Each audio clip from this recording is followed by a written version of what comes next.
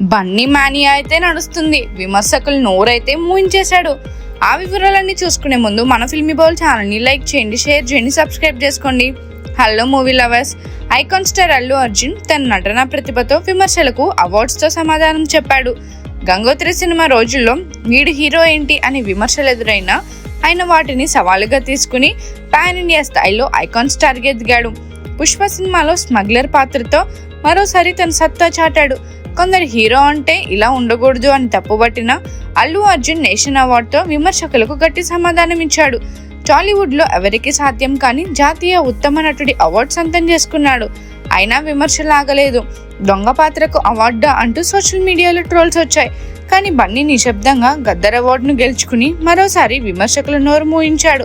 పుష్ప 2తో ఉత్తమ నటుడిగా మరింత గుర్తింపు పొందాడు.